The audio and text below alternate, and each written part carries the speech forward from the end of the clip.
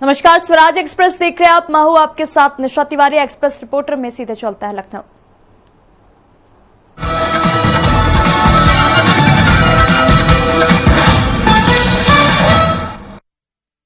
कल बड़ा ऐतिहासिक पल होगा जब गंगा एक्सप्रेसवे के हवाई पट्टी पर लड़ाकू विमानों की लैंडिंग होगी। कल का दिन उत्तर प्रदेश के इतिहास के पन्नों में स्वर्णिम अक्षरों में दर्ज होगा। कल भारतीय वायुसेना के लड़ाकू विमान गंगा एक्सप्रेसवे पर उतरेंगे। भारतीय वायुसेना अपने शौर्य और क्षमताओं का प्रदर्शन करेगी। कार्यक्रम के दौरान विभिन्न प्रकार के फाइटर जेट्स की लैंडिंग और टेक ऑफ की झलक देखने को मिलेगी। मुख्यमंत्री योगी आदित्यनाथ खुद इस ऐतिहासिक पल के साक्षी बनने शाहजहांपुर पहुंचेंगे। उनके साथ उच्च स्तरीय सैन्य और प्रशासनिक अधिकारी भी मौजूद रहेंगे। दरअसल गंगा एक्सप्रेसवे पर यह हवाई पट्टी आपातकालीन परिस्थितियों में सैन्य विमानों की लैंडिंग और टेक ऑफ के लिए बनाई गई है। यह कार्यक्रम न सिर्फ वायुसेना के शौर्य का प्रतीक होगा, बल्कि इससे उत्तर प्रदेश की रक्षा तैयारियों को नई मजबूती मिलेगी। ये रनवे सिर्फ आपातकालीन लैंडिंग के लिए ही नहीं है, बल्कि अब यह भी दर्शाता है कि उत्तर प्रदेश रक्षा तैयारियों में बड़ा रोल अदा करेगा। लखनऊ से एक्सप्रेस रिपोर्टर पवन सिंह। जातिगत जनगणना को लेकर केंद्र सरकार के फैसले के बाद मध्य प्रदेश में भी सियासी बयानबाजी तेज हो गई है। जातिगत जनगणना को लेकर मध्य प्रदेश में भी सियासी बयानबाजी तेज है, जहां बीजेपी का कहना है कि ये सबका साथ सबके विकास की बात है और समरसता का भाव जो है पीएम मोदी के मन में हमेशा से रहा है। वहीं कांग्रेस का कहना है कि राहुल गांधी ने 2 लाख बार से ज्यादा जातिगत जनगणना करने की बात कही थी। पीएम ने कहा जो जातियों की बात करते हैं वो पापी हैं। योगी कहते थे कि बटोगे तो कटोगे। इसी तरह बीजेपी कहती रही है कि उसकी तो 4 ही जातियां हैं, किसान, युवा, महिला और गरीब। लेकिन राहुल गांधी जी ने कहा था कि अगर सच में विकास चाहिए तो गरीबों की पहचान बहुत जरूरी है। देश के सामने बीजेपी और आरएसएस झूठ बोलते रहे, लेकिन अब कांग्रेस की मांग पूरी हुई है और आजादी के टाइम से कांग्रेस ने जो सपना देखा था सबको उसका अधिकार मिलना चाहिए। इसके अलावा राहुल गांधी 10 साल से एक ही बात कहते रहे कि जातिगत जनगणना, लेकिन इसको लेकर राहुल गांधी के खिलाफ भी बीजेपी ने नफरत फैलाई और इसी के बाद जो है अब पीएम मोदी ने ये फैसला किया है, जो कहीं ना कहीं राहुल गांधी की जो मांग थी वो पूरी हुई है। हालांकि कांग्रेस ने इस जातिगत जनगणना को लेकर पीएम मोदी के फैसले का स्वागत भी किया है।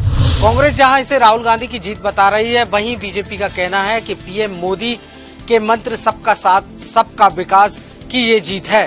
एक्सप्रेस रिपोर्टर के लिए भोपाल से कुमार संदीप। नए वक्फ कानून से जुड़े हुए भ्रांतियों को दूर करने के लिए बीजेपी वक्फ सुधार जन जागरण अभियान शुरू कर रही है। आज इसकी शुरुआत कुशाभाऊ ठाकरे परिसर में। बीजेपी के प्रदेश मुख्यालय कुशाभाऊ ठाकरे परिसर में वक्फ बिल जन जागरण अभियान को लेकर कार्यशाला की शुरुआत हुई। कार्यशाला में मुख्य वक्ता के रूप में भाजपा के राष्ट्रीय महामंत्री डॉक्टर राधा मोहन दास अग्रवाल शामिल हुए। इस दौरान इस कार्यशाला में सीएम विष्णुदेव साय, प्रदेश अध्यक्ष किरण सिंह देव, संगठन महामंत्री पवन साय के साथ ही deputy CM Arun Sao, deputy CM Vijay Sharma सहित सभी मंत्री और सांसद, पूर्व विधायक, निगम मंडल आयोग के अध्यक्ष, उपाध्यक्ष, सभी जिला अध्यक्ष, समस्त मोर्चा के प्रदेश अध्यक्ष एवं पदाधिकारी सहित तमाम नेता शामिल हुए। इस दौरान भाजपा के राष्ट्रीय महामंत्री डॉक्टर राधा मोहन अग्रवाल का कहना था कि वक्फ बोर्ड की जो सुधार है वो मुस्लिमों के हित में है। इसको लेकर जिस तरह से विपक्ष और कांग्रेस के नेताओं ने भ्रांतियां फैलाई है, उसे इस अभियान के माध्यम से लोगों के बीच जाकर दूर किया जाएगा। रायपुर से एक्सप्रेस रिपोर्टर दिलीप साहू। रायसेन में नरवाई जलाने वाले लोगों पर प्रशासन सख्त नजर आ रहा है। ऐसे 47 लोगों पर एफआईआर दर्ज की गई है। वहीं पर्यावरण नुकसान के 853 मामले दर्ज किए गए हैं, तो वहीं 18 लाख रुपए का जुर्माना भी लगाया गया है। रायसेन जिले में प्रतिबंध के बाद भी नरवाई जलाने का सिलसिला रुकने का नाम नहीं ले रहा है। आए दिन कहीं न कहीं नरवाई जलाने की घटनाएं सामने आ रही हैं, जिससे बड़ा नुकसान भी हो रहे हैं। रायसेन में नरवाई जलाने पर प्रशासन ने सख्त कार्रवाई की। जिला प्रशासन ने नरवाई जलाने पर पूर्णतः प्रतिबंध लगाया है। किसानों को नरवाई जलाने के नुकसान और इसके प्रबंधन के विकल्पों की जानकारी निरंतर दी जा रही है। अपर कलेक्टर श्वेता पवार ने बताया कि किसानों को समझाने के बाद भी नरवाई जलाने की घटनाएं सामने आई हैं।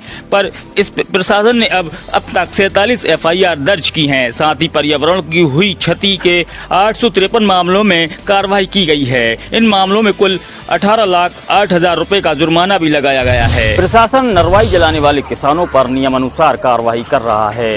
इससे न केवल पर्यावरण को नुकसान होता है बल्कि मिट्टी की शक्ति भी कम होती है। Naseem Ali, express reporter, Raisen. मुख्यमंत्री कन्यादान विवाह निकाह योजना के अंतर्गत सामूहिक विवाह का हुआ आयोजन। 263 जोड़े बंधे विवाह बंधन में। मुख्यमंत्री विवाह निकाह योजना के तहत 263 जोड़ों ने रचाई शादी। सांसद, विधायक, पूर्व राज्य शिक्षा मंत्री व जनप्रतिनिधि बने साक्षी। शासन प्रशासन की रही चाक चौबंद व्यवस्था। मुख्यमंत्री विवाह निकाह योजना के अंतर्गत भव्य सामूहिक विवाह का आयोजन किया गया, जिसमें 263 जोड़े विवाह बंधन में बंधे। यह आयोजन न केवल सामाजिक समरसता का प्रतीक बना बल्कि गरीब और जरूरतमंद परिवारों के लिए राहत का माध्यम भी साबित हुआ। समारोह में क्षेत्रीय सांसद, विधायक, जनप्रतिनिधियों ने भाग लेकर नवदंपतियों को आशीर्वाद दिया और उनके सुखमय जीवन की कामना की। उन्होंने इस योजना को गरीबों के हित में एक ऐतिहासिक कदम बताया। कार्यक्रम के दौरान शासन प्रशासन की ओर से सुरक्षा व्यवस्था के चाक चौबंद इंतजाम किए गए। सांसद ने इस अवसर पर कहा कि मुख्यमंत्री विवाह निकाह योजना समाज के कमजोर वर्गों को आर्थिक संबल प्रदान करती है और यह सामाजिक कुरीतियों को दूर करने की दिशा में भी एक बड़ा प्रयास है। वही विधायक ने इसे गरीबों के लिए अत्यंत लाभकारी और सम्मानजनक योजना बताया है।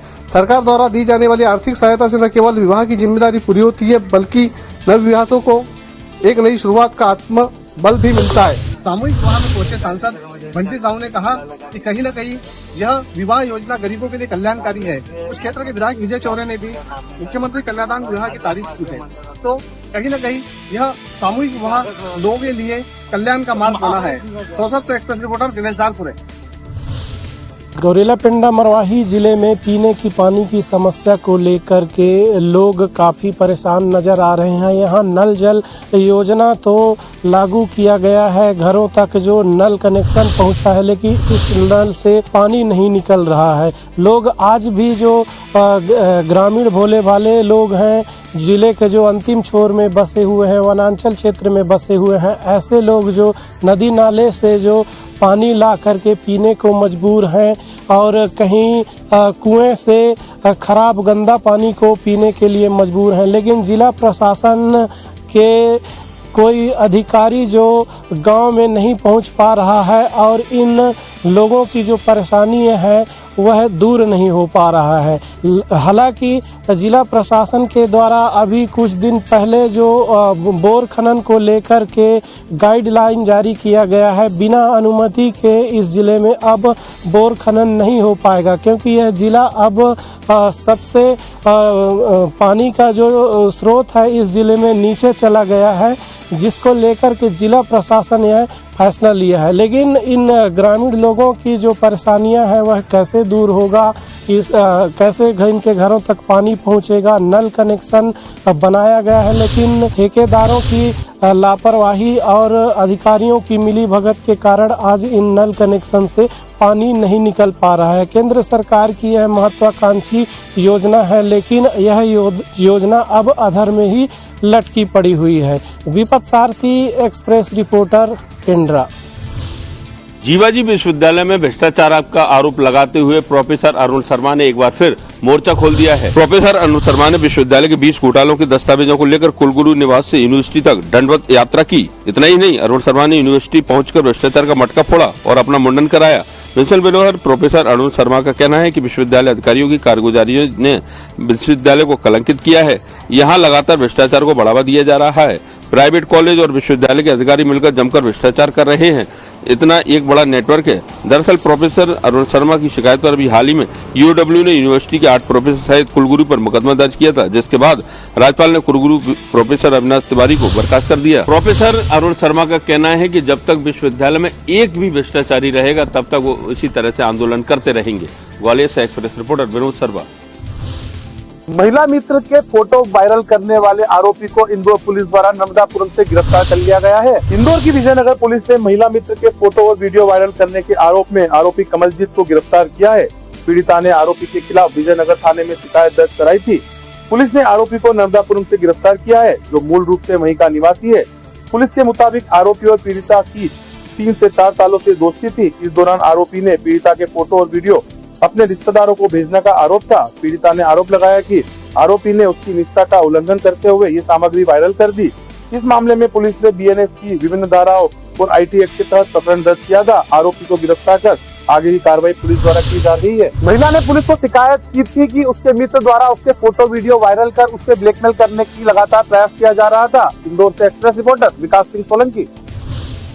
सगाई के बाद दहेज के तौर पर 11 लाख रुपए नकद और एक कार मांगने वाले शिक्षक से शादी करने से इनकार किया युवती ने पुलिस थाने पहुंचकर युवक और उसके परिवारजनों के खिलाफ दर्ज कराई शिकायत। पुलिस ने 9 लोगों के खिलाफ दर्ज किया मामला। जबलपुर के गोहलपुर थाना अंतर्गत रहने वाली युवती का विवाह सरकारी शिक्षक शैलेंद्र झारिया के साथ तय हुआ था। विधिवत सगाई की रस्म पूरी होने के बाद शिक्षक शैलेंद्र झारिया और उसके परिवार वालों ने लड़की के पिता से दहेज के तौर पर 11 लाख रुपए नकद और एक कार की मांग की। युवती के पिता ने जब इतना दहेज देने से इनकार किया तो शैलेंद्र झारिया और उसके परिजनों ने युवती के पिता के साथ दुर्व्यवहार किया और उन्हें घर से भगा दिया। इधर इन बातों से परेशान युवती ने दहेज लोभी शिक्षक से शादी करने से इनकार करते हुए पुलिस थाने में शिकायत दर्ज कराई। पुलिस ने दहेज एक्ट के तहत युवक शैलेंद्र झारिया और उसके रिश्तेदारों के खिलाफ मामला दर्ज कर लिया है। दहेज लोभियों को सबक सिखाने के लिए युवती के द्वारा उठाए गए इस कदम की पूरे शहर में प्रशंसा हो रही है। Arun Dubey, access reporter, Jabalpur.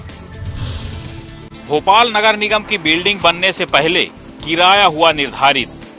पुरानी बिल्डिंग को दिया जाएगा किराए में।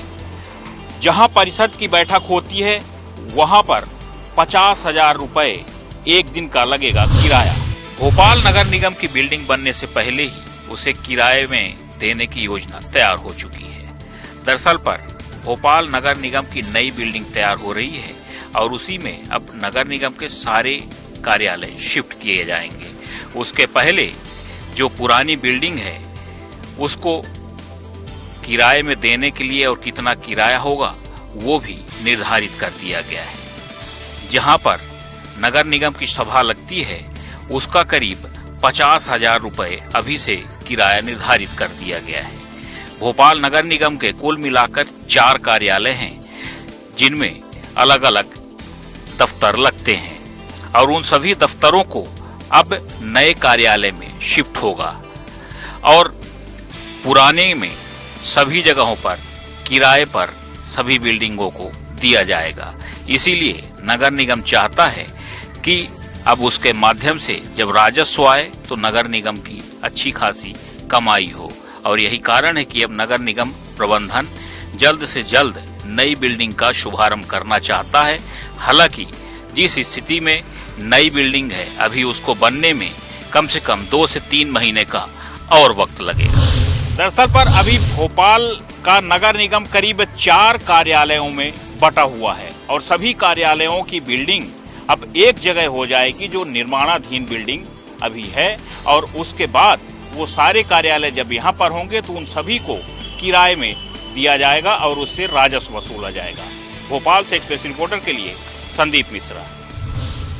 छत्तीसगढ़ के बीजापुर जिले और तेलंगाना के बॉर्डर में चल रहे अब तक के सबसे बड़े नक्सल ऑपरेशन के बीच शांति वार्ता के प्रस्ताव को लेकर नक्सल के दंश झेल चुके लोगों ने सरकार से गुहार लगाई है। कांकेर की नक्सल पीड़ित लोगों ने आज मुख्यमंत्री विष्णुदेव साय और राज्यपाल रमेन डेका से मुलाकात की। राज्यपाल को ज्ञापन सौंपकर नक्सल के विरुद्ध अभियान में किसी प्रकार की कोई समझौता नहीं करने का उन्होंने आग्रह किया। बेला भाटिया व अन्य बुद्धिजीवियों पर उन्होंने नक्सल समर्थन होने का आरोप लगाया है। इसके साथ ही उनके खिलाफ यूएपीए के तहत कार्रवाई की भी मांग की गई है। बता दें कि बीजापुर और तेलंगाना के बॉर्डर में अब तक का सबसे बड़ा नक्सल ऑपरेशन चल रहा है, जहां पर हजारों की संख्या में जवान मौजूद हैं और बड़े नक्सली कमांडरों को घेर कर रखा गया है। यदि ये नक्सल ऑपरेशन पूरी तरह से सफल होता है तो छत्तीसगढ़ में नक्सलवाद का खात्मा अपने अंतिम चरण पर पहुंच जाएगा। एक्सप्रेस रिपोर्टर के लिए रायपुर से गोपी कृष्ण साहू।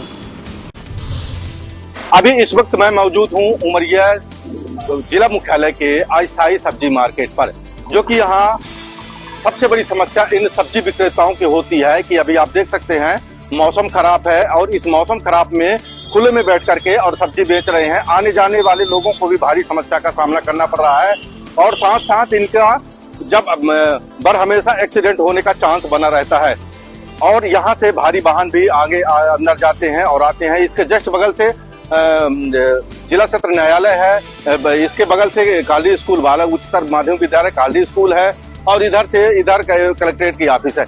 मतलब कहने का ये कि ये जो चौक है ये उमरिया का मेन पॉइंट चौक है जहाँ पे सब्जी अस्थायी रूप से लगाई जाती है, जो कि इसमें सबसे बड़ी समस्या सब्जी विक्रेताओं को होती है। उमरिया शहर में स्थायी रूप से सब्जी मंडी न होने से यहाँ के सब्जी व्यापारियों को काफी दिक्कतों का सामना करना पड़ रहा है।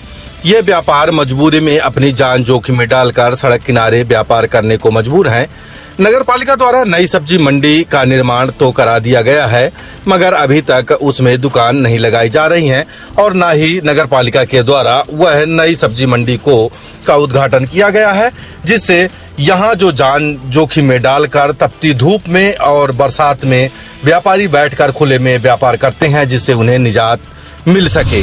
न्यू सब्जी मंडी मार्केट करोड़ों की लागत से तैयार होकर खड़ी है, लेकिन पता नहीं किस मुहूर्त का इंतजार कर रहे हैं नगर पालिका के कर्मचारी या अधिकारी कि आज दिनांक तक सब्जी मंडी नई सब्जी मंडी को ओपन नहीं किया गया है। नई सब्जी मंडी ओपन न होने की वजह से व्यापारियों को भारी समस्या का सामना करना पड़ रहा है, जिसका सबसे मूल उदाहरण तो अभी वर्तमान में आप देख सकते हैं। इस भीषण खराब मौसम में खुले में बैठ करके सब्जी बेच रहे हैं। अब देखने की बात होगी कि उमरिया जिला प्रशासन या उमरिया नगर पालिका इसको कब संज्ञान लेगी और कब सब्जी विक्रेताओं को एक अच्छी जगह मिलेगी जिसमें वो आराम से बैठ करके अपना धंधा व्यापार कर सके और अपने बच्चों का जीवन यापन कर सके। उमरिया से एक्सप्रेस रिपोर्टर अरुण द्विवेदी। शाजापुर के लाल घाटी में आज अन्नदाताओं को अपनी ही मेहनत की कमाई के लिए घंटों इंतजार करना पड़ा। जिला सहकारी बैंक की इस शाखा में किसानों का गुस्सा फूट पड़ा जब उन्हें गेहूं की उपज का भुगतान नहीं मिल सका। जिला सहकारी केंद्रीय बैंक मर्यादित शाजापुर की लाल घाटी शाखा पर सुबह 10 बजे से ही यहां बड़ी संख्या में किसान अपने गेहूं की फसल का भुगतान लेने के लिए पहुंचे थे, लेकिन घंटों बीत गए और उन्हें निराशा ही हाथ लगी। तपती धूप में जहां तापमान 44 डिग्री सेल्सियस तक पहुंच गया था, किसान बैंक के बाहर अपनी बारी का इंतजार करते रहे। बैठने की कोई उचित व्यवस्था न होने के कारण ये किसान बैंक परिसर के फर्श पर ही बैठने को मजबूर थे। 5 घंटे से अधिक समय बीत जाने के बाद बैंक अधिकारियों ने किसानों को यह कहकर लौटा दिया कि बैंक में कैश खत्म हो गया और उन्हें अगले दिन आना होगा। किसानों ने बताया कि हमने समर्थन मूल्य पर गेहूं बेचा था, अब भुगतान के लिए बैंक के चक्कर काट रहे हैं। सुबह से बैठे और अब कह रहे हैं कि कैश खत्म नहीं है, कब मिलेगा हमारा पैसा? प्रशासन को हमारी सुननी चाहिए। इस लापरवाही से किसानों में भारी आक्रोश है। घंटों इंतजार करते ये किसान सिर्फ अपना हक मांग रहे हैं। क्या बैंक प्रबंधन और जिला प्रशासन इनकी इस पीड़ा को समझेंगे और कब तक खून पसीने की कमाई के लिए किसान यूं ही भटकता रहेगा? शाजापुर से एक्सप्रेस रिपोर्टर ओम प्रकाश प्रजापति।